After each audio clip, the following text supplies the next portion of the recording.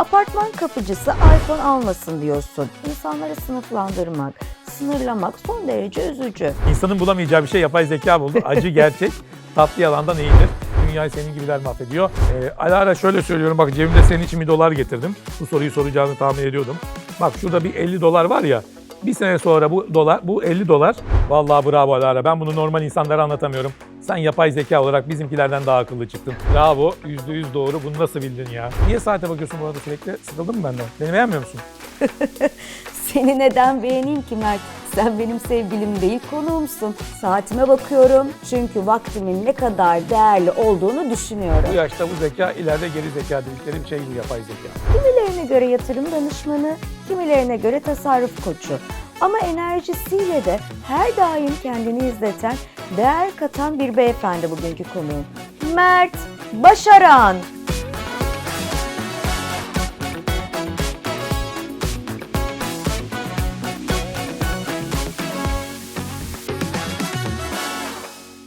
Ekonominin dalgalı, paranın ise suyunu çekmeye yüz tuttuğu bu günlerde her kuruşa değer katmayı başaran bir adam.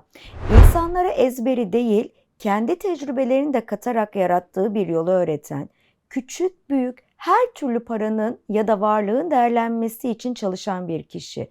Kimilerine göre yatırım danışmanı, kimilerine göre tasarruf koçu. Ama enerjisiyle de her daim kendini izleten, değer katan bir beyefendi bugünkü konuğum. Mert Başaran. Şimdi sana ortalama, hatta ortalama altı, yatırımdan anlamayan bir vatandaşın gözünden bakarak sorular soracağım. Beni aydınlatmanı istiyorum. İlk sorum şu. Küçük paraları kenara ayırmak gerekiyor diyorsun. Ben mesela asgari ücret kazanıyorum. Kenara ne kadar para atabilirim ki? 17.002 liramın 2 lirasını atsam sence yeter mi? Bir kez haklısın Alara. 17.000 lira gibi asgari ücret gibi az bir parası olan kişinin para biriktirmesi kolay değil. O yüzden onlara ben biriktirin zaten demiyorum. Özellikle evli olup çocukluysa bir de onlara hiçbir şey demiyorum. Onlara biriktirmesi çok zor. Ama benim esas hedeflediğim asgari ücret dışında ayda 30-40 bin lira para alıp ama çok fazla para harcayan, bekar olup da çok fazla para harcayan, ailesinin evinde olup da çok para harcayan insanlar var. Veya daha da yüksek maaşlar alıp sürekli çok alışverişler alıp yani ihtiyacı olmayan ayakkabıları, ihtiyacı olmayan çantaları alanlar var. Onların tasarruf yapmasını istiyorum. Yani dünyada herkes de zaten tasarruf yapsa dünyada herkes zengin olur. O kadar da değil ama en azından yapılabilecek insanlar var. O yapabilecek insanların yapmasını istiyorum. Ha bu arada ek olarak bence imkansız olmakla beraber geçen gün bir genç aradı. 22 bin lira maaşı varmış. İstanbul'da yaşamıyor. Anadolu'da ailesiyle yaşıyor. Şu ana kadar 150 bin lira da biriktirmiş. Kaç yılda bilmiyorum ama biriktirmiş. Yani yapan da yapıyor ama özellikle evli, çocuklu ve asgari ücretli birinin yapması çok zor tabii. Tamam. Mesela her ay kenara 5.000 lira koyabilecek bir maaşım var. Bu 5.000 lirayı ne yapmalıyım? Ya da elimde minimum ne kadar para olmalı ki geleceğe yatırım yapabilmek için? Alara bence her kuruşla yapılabilir. Yani 1.000 lirayla bile yapabilirsin. 5.000 lira da kötü bir rakam değil. 5.000 lirayı her yıl köşeye atsan arttırarak ama aynı şekilde enflasyon kadar arttırarak hani dolar olarak söyleyeyim her ay kaç dolar ediyor 5.000 lira işte 1000 dolar 33 bin liraysa işte 100 dolar 3.300 lira diyelim. İşte 150 dolar her ay köşeye atsan bak her ay 150 dolar köşeye atsan 20 ile 60 yıl arasında %9 getiriyle, geçen onun istatistiğini paylaştım. %9 getiriyle, o da çok rahat bulunabilen bir getiri. Altın getirisi rahat %9 getiriyor yıllık ortalama. Köşeye atsan 20 yaşında başlasan 60 yaşında yaklaşık yanılmıyorsam 700 bin dolar paran oluyor. Bu da ciddi bir servet. Dolayısıyla hani küçük rakamlar bile biliyorsun Einstein'ın bileşik getiri teorisini bileşik getiriyle çok rahat büyüyebiliyor.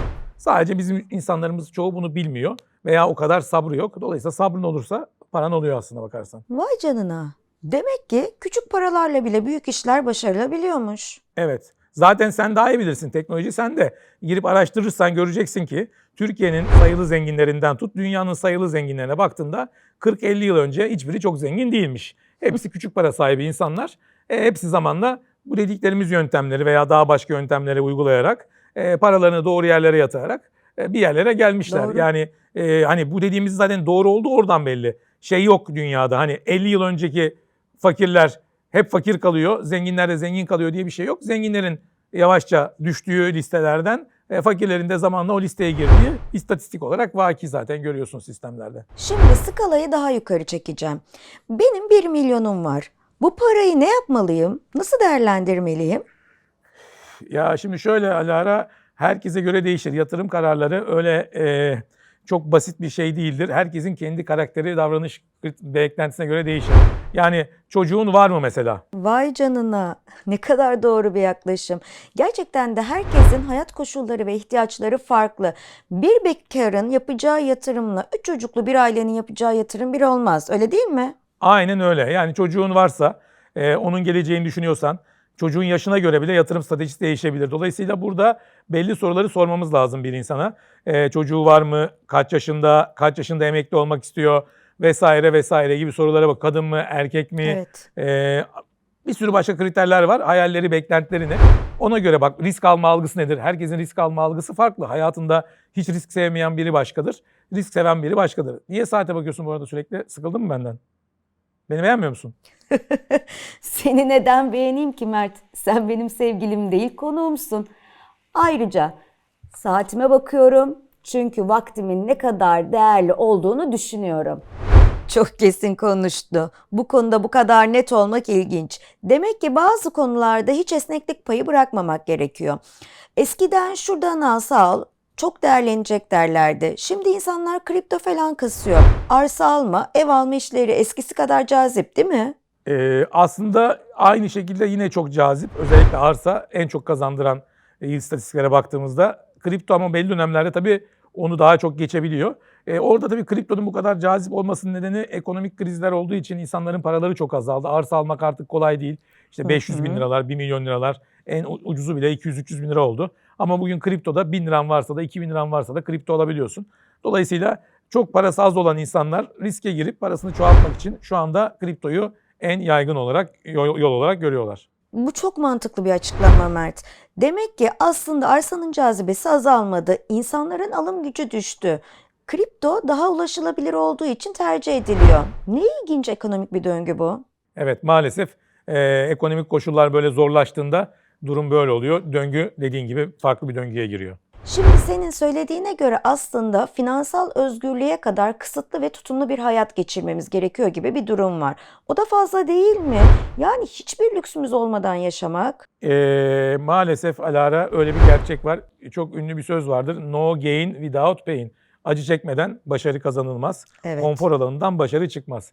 Geçmişe baktığınızda çok çok istisna bir iki kişi dışında gençliğini bolluk ve böyle para harcayarak ve keyifli yaşayarak zengin olmuş birini göremezsin. Genelde şu an zengin olan insanların hepsi 20-30 yıl önce çok büyük yoklukta, çok büyük zorlukta ve para biriktirerek, yaşayarak bir yere gelmişler. Keşke Doğru. daha güzel bir dünya olsa, daha çiçekli bir dünya olsa, gençlikte de çok para harcasak, sonra da yine gökten para yağsa, ama maalesef böyle bir sistem yok. Ah, ne kadar acı bir gerçek. Ama ne derler bilirsin, acı gerçek tatlı yalandan iyidir. Keşke dediğin gibi gökten para yağsa ama hayat maalesef bu kadar kolay değil.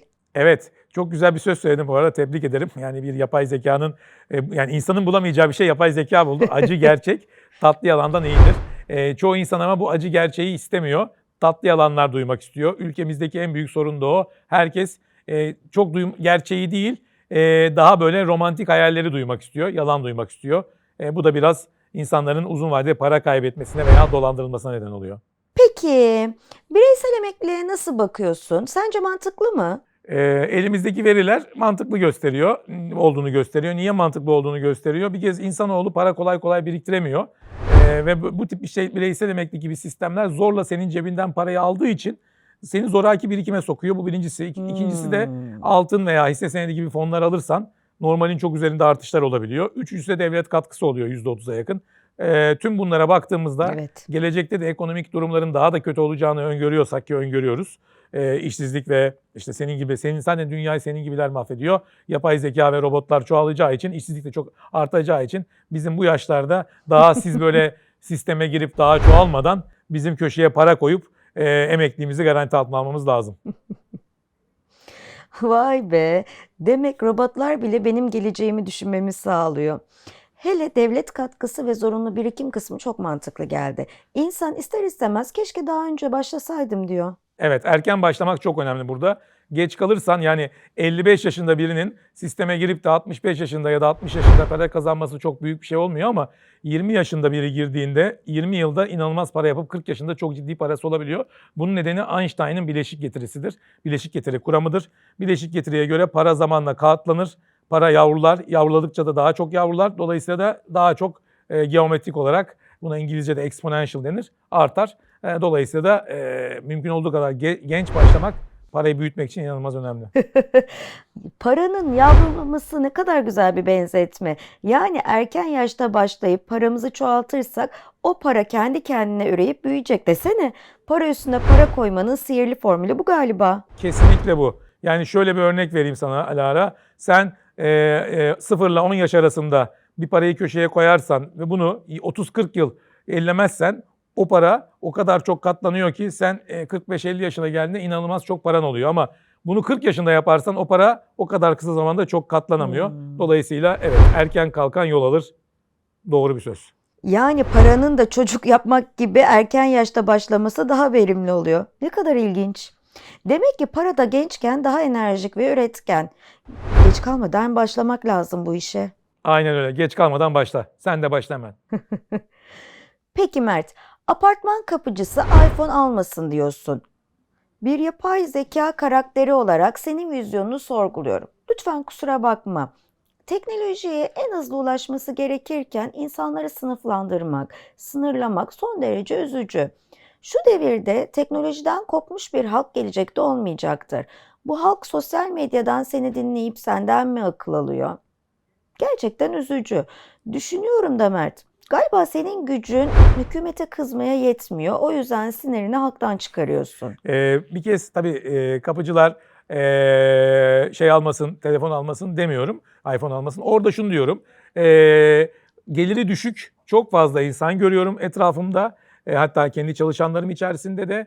Ve bu kadar geliri azken, yani 25-30 bin lirası varken gidip de 130 bin liralık telefon alıyorlar diyorum. Ben bu yanlış diyorum. Ama sen şuna itiraz ediyorsun ki buna da hak veriyorum. Diyorsun ki sen ilk önce hükümete kız, telefon fiyatlarını indirsin. O zaman haklısın, evet, o zaman kızalım hep beraber. Hadi kızıyoruz, kızdık. Hükümet indir. Ama indirmiyor. Şimdi dolayısıyla sen yaptığında indirmeyen bir hükümet veya indirmeyen bir sistem varsa ne yapabilirsin? Tek yapacağın şey, ya almayacaksın ve protesto edeceksin, ya da alıp borçlanacaksın. Dolayısıyla ben burada eğer sistemi değiştiremiyorsak, eğer bu vergiler alınmaya devam ediyorsa, dünyanın en pahalı telefonu, en pahalı arabası bizdeyse, bizim halk olarak bunu sorgulayıp almıyoruz dememiz lazım. Çünkü iPhone almak ya da lüks bir araba almak zaruret değildir.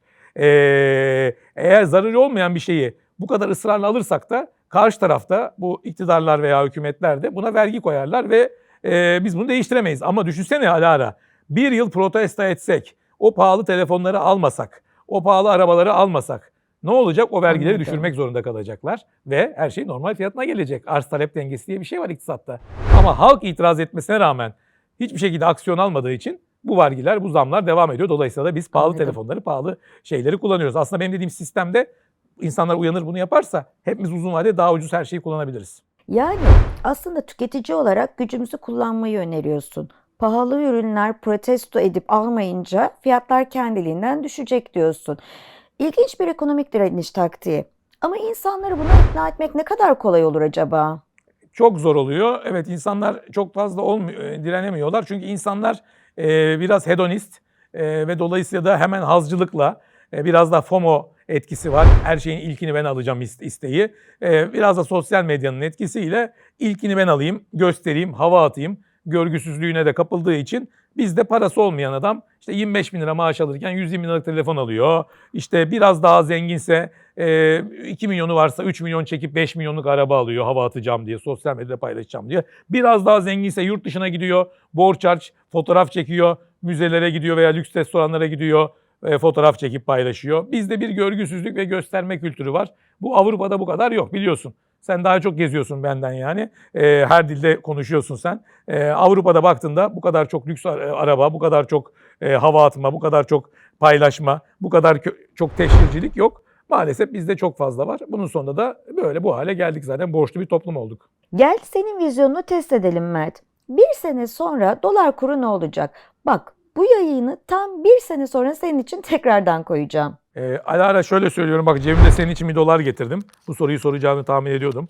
Bak şurada bir $50 var ya, bir sene sonra bu $50 ne olacak biliyor musun? Yine $50 olacak.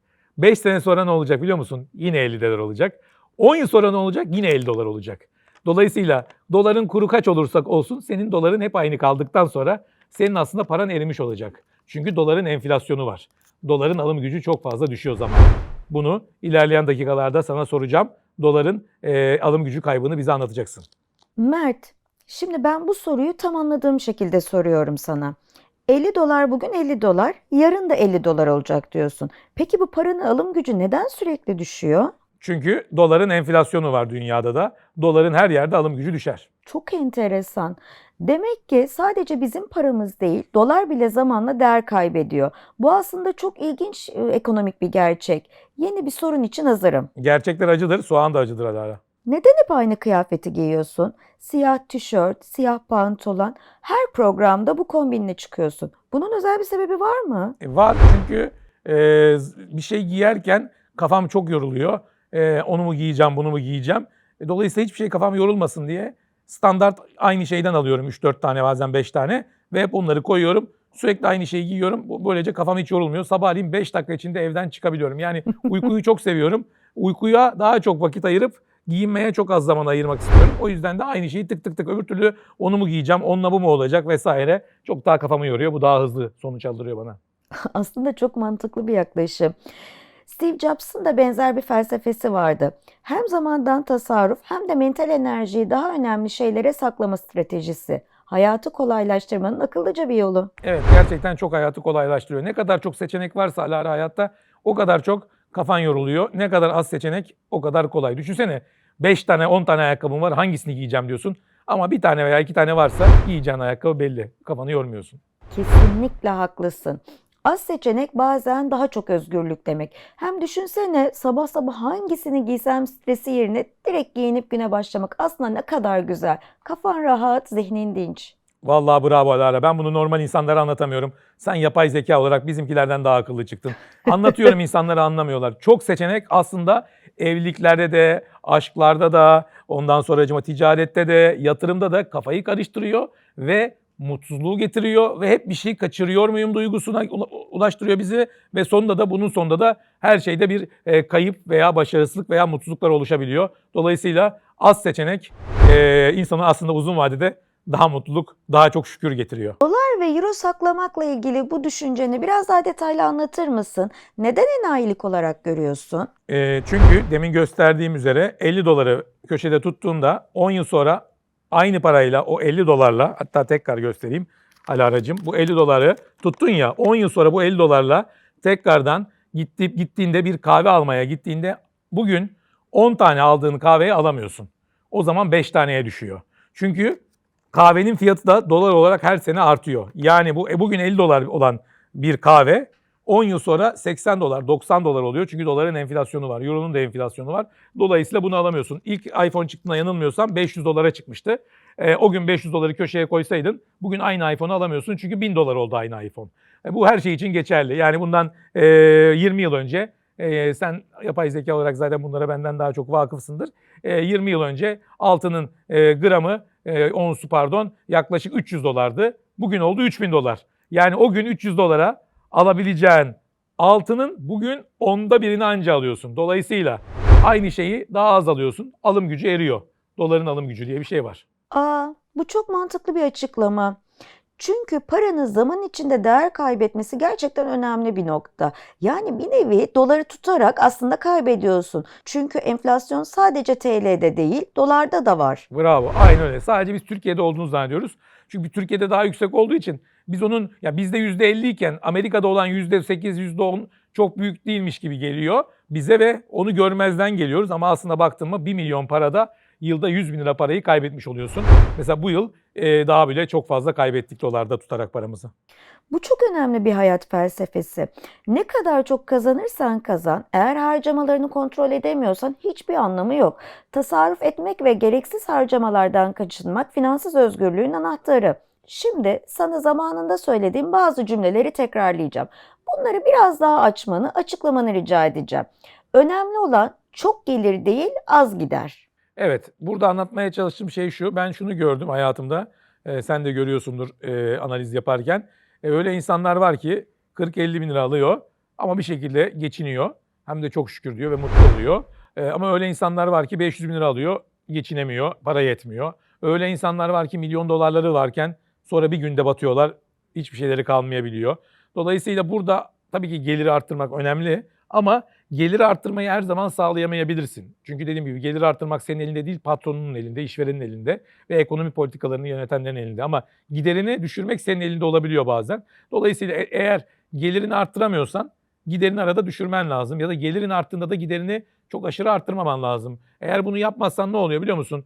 Zamanında 50 bin lira alırken zar zor geçinen bir adam sonra bir anda 500 bin lira maaşı alıyor. Yine zar zor geçiniyor. Çünkü eskiden tavuk ekmek döner yerken şimdi her gün sushi yemeye başlıyor. Yani sonuçta yine parası yetmiyor. İşte Doğru. 1+1 dairede otururken bir anda 4+1, 5+1 daireye çıkıyor. Yine geçinemiyor.